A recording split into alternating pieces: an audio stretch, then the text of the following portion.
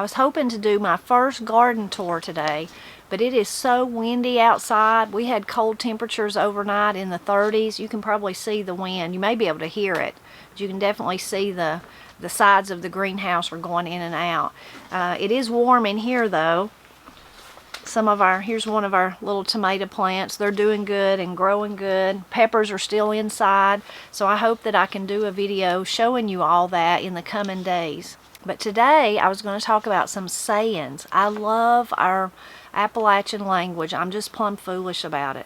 I love to think about the words. I love the sayings. You've probably seen some of my videos. If not, I have some about the funniest, some sayings I think that are really funny, some that I think are so wisdom-filled, really wise sayings you can find in Appalachia.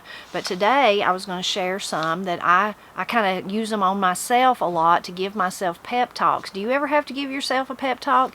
Sometimes when there's a chore that I'm just really dreading, I give myself pep talks in my mind to try to get myself to go do the chore.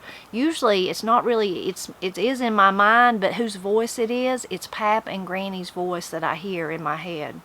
So one of the things I hear them say, that they grew up, these wise work-related sayings that they would share with me and my brothers when we were trying to get something done around the house, is begun is half done. If you don't want to do something, if you just start it, you'll be halfway there. Because a lot of times, especially for me, that dreading it part is worse than the actual job that's required to complete the chore. Another one they would share with us is if you won't do it right the first time, you won't have to do it a second time. Kind of related to that, the same vein is if it's worth doing, then it's worth doing right. Or if it's not worth doing right, then don't do it at all. You know, those are ones that kind of are interchangeable, and there's kind of or not interchangeable, but kind of mean the same thing. And there's also other ones that are very similar to that I've heard. This too will pass. When maybe it was a big term paper I was worried about in high school or something, Granny would say, this too will pass. Or Pap would say, oh, you'll get through this. This too will pass. Before you know it, it'll be over. Another one that they would share with us is kind of words of encouragement, but it is so true, and it's another one that I use on myself, is once you get this behind you, once you get this chore that you've dreaded completed, you will sleep so good tonight. You will sleep so good once this is completed. Probably my favorite out of all those that they used to say to us when we were growing up is begun is half done. Just because I have I'm not really a procrastinator, but if it's something I'm really dreading, what I will do if there's a chore I'm dreading, I'll be like, oh, you know what? I should really change the curtains today. Oh, you know what? I should really clean all the windows and maybe mow the yard and weed eat. I'll do all this other work in place of what I'm really dreading. So for me, that's probably my favorite one. Here's some other ones that are just work related. A stitch in time saves 9. You've probably heard that one. As you sow, so shall you reap. So you have to sow before you can reap. If at first you don't succeed, try again. And make hay while the sun shines. Of course, a lot of those are not just popular in Appalachia. They are popular in lots of areas, or common in lots of areas. A few weeks ago when I wrote kind of about this on the Blind Pig and the Acorn, I actually wrote about it a long time ago, and I was resharing a post from the archives, but a lot of people shared wonderful work-related sayings in that same vein of thinking about giving yourself a pep talk and getting yourself to kind of bulk up and just tackle the job, and I wanted to share some of them with you. Cynthia said, Daddy always said, do it right or don't do it at all. It's kind of like one of those I shared a minute ago. Quinn shared, it's a poor worker who blames her tools. So that one's got some wisdom in it. A lot of times we just need to own up to that it was us that was lacking, not whether it was the hoe or whatever. Patty Hansen said, he who seeks rest finds boredom. He who seeks work finds rest. And she said that was actually a quote from Dylan Thomas. She also shared that she had a great boss one time that always said, do the distasteful first. So in other words, if you were cleaning your plate, I guess if you were a kid, you would eat the thing that you didn't like first, and then you could enjoy the rest. So see, I need to use that one. I need to do that distasteful chore that I don't really want to do first, and then worry about whether I need to clean the windows and change the curtains. Another way to say that was shared by Jackie. If you have to swallow several frogs, swallow the biggest one first. So again, that's kind of like doing that first tough job first to get it out of the way. Mary says, I grew up hearing, do it right the first time or you'll have to do it again.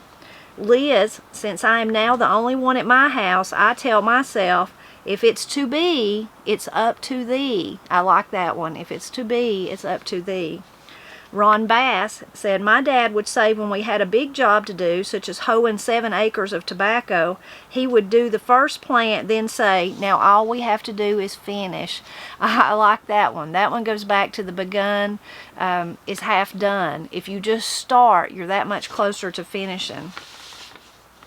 One of my favorites, this is also Ron Bass, he says, one of my favorites is, if plan A doesn't work, there are 25 more letters. So there's 25 more ways to try it. Gloria said, in the summer with tobacco burning and a huge garden to look after, I can hear my daddy saying, anything worth doing is worth doing right. Regina said, my mommy saying, wait, like wait, she's saying W-A-I-T, but she's got in parentheses, W-E-I-G-H-T, is what broke the wagon down.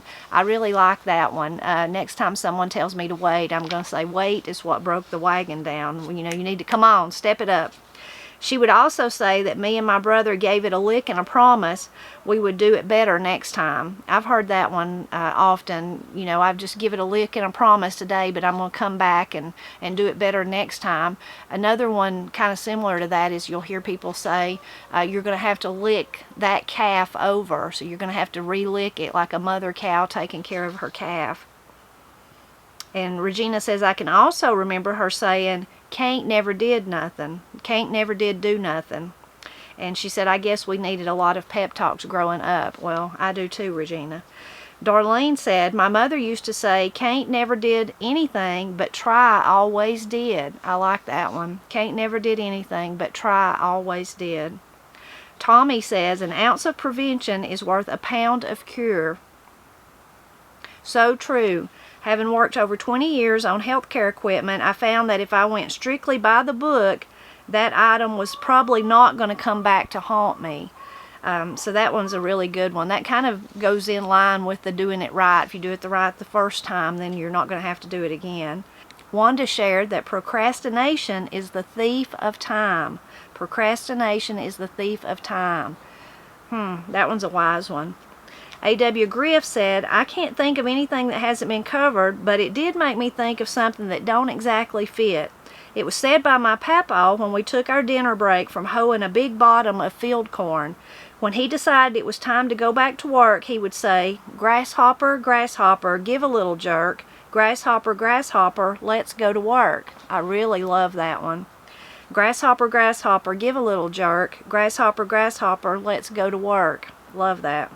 And I bet that's from a poem or a song or something like that. Ed Ammons, Papa, he said, he had a list. He said, don't bite off more than you can chew. Nothing to do but do it. You know, that one helps me because that's a lot of times that's how I have to talk to myself. Like, well, it just got to be done, and you're the one that's got to do it. So nothing to do but do it. You'll never know till you try. Getting started is half the work. Nothing ventured, nothing gained. And don't be afraid to fail. All great ones from Papa. J.C. said, slow and steady wins the race. Said the tortoise to the hare, of course. Without effort, you have nothing. So true. Ron Stevens said, one saying I recall is, if I don't do it, it won't get done. If I don't do it, it won't get done. You got to do it yourself sometimes. Dad would say sometimes he would say sometimes about a low or non-durable return effort that it would not put shoes on the baby. So if it was a job that wasn't really done right, or maybe it didn't produce what they thought it was going to produce, he would say that doesn't put shoes on the baby. I really like that one. This one is also from Ron Stevens. Another one about tackling the dreaded job was nobody's going to do it for me. That reminds me back to Liz's, when she said she told herself, if it's to be, it's up to thee. That's what she would tell herself. Kathy said, sometimes when I feel myself feeling overcome with so many things I need to do, I remind myself the best way to eat an elephant is one bite at a time. That's a good one. Yvette said, finish one thing before you start another. I was raised by my granny from Kentucky, and this one echoes in my mind all the time. It's so true and so helpful, as all the phrases you wrote about are too. Very nice of Yvette to say that. But that's a good one. I know some people like to have like 4 or 5 projects going at once. I'm not like that. I'm like Yvette's grandmother. I like to finish one, mark it off my list, and then start on another one. So this time of the year, when we're getting ready for our gardens, and it just seems every day so full of things we need to do. If you've got kids or grandkids, they're trying to finish up their school year. There's all that end of the year hoopla. In addition to, you need to plant your garden. You need to get stuff in the yard done. This is time of the year you got to start mowing and weed eating again, and all those extra things. So it definitely is a time to give yourself a pep talk. But it's also kind of a time, I guess, for all of us to think, especially if you're a real driven person, that it makes you feel bad if you don't get it all done in a timely fashion, to kind of give yourself a break too. So Pinnacle Creek was kind of thinking of it that way. So she said those quotes are what seems to have guided her life, kind of the ones that I've shared. There seemed to be an old saying attached to every happening. One I have clung to goes way back, and I still have to reassure myself with it. When our minds become overwhelmed and we need words to put things in perspective, I always liked one I heard as a child. It was, it won't matter in 100 years. A slight exaggeration, but even a couple of weeks can sometimes make what is urgent now seem irrelevant. At times, I just have to draw the curtain if too many things happening too fast and there is sensory overload. You mentioned work-related quotes, and I always seem to need more coping strategy when I worked. Mom used to tell me, all work and no play makes Jack a dull boy. I was also reminded to stop and smell the roses. One that I believe wholeheartedly in is don't put all your eggs in one basket. These little reminders are an important part of my growing up years, and there is a lot of wisdom in many of these sayings. So lots of wisdom shared in all these sayings. And as I said, they're not all, by no means am I saying that they were created or developed or thought of, inspired by people who lived in Appalachia, but they were commonly said, especially those first ones I shared in my life when I was growing up. And I use a lot of them today to give myself those pep talks when there's something that I'm just dreading. Right now what I'm dreading is that earlier in the year, we were so far ahead, we got all the beds, a layer of compost put on them, and they looked so nice and wonderful. Well, what do you think's happened between now and then? They're all full of weeds. So I'm dreading getting all those weeds out before I can actually plant. It is too cool here still. As I was saying, we were down in the 30s overnight to plant tomatoes and peppers and squash and all those wonderful things, melons, but that will be here before I know it. So getting those weeds is kind of what I'm dreading right now, trying to find time to do that. But I hope that you'll leave a comment and share any other work-related sayings that you can think of. Lots of wisdom in those. Lots of, it kind of makes me feel better to know a lot of these are so very old, those sayings, that I wasn't the only one that needed a pep talk. I didn't need to give just myself or my kids a pep talk. There was a lot of other people, or there wouldn't be that many wise sayings about work and about getting your work completed. And it does give you such a good feeling. Pap and Granny was sure right about that one. When I complete a big long list of stuff I need to get done, maybe it will be on that day when Matt and I plant the tomatoes and the peppers and we're done with the greenhouse and we've got the squash and cucumbers and all that planted, we will both just have a big sigh of relief, and it will feel so good knowing that once again we've completed that yearly chore.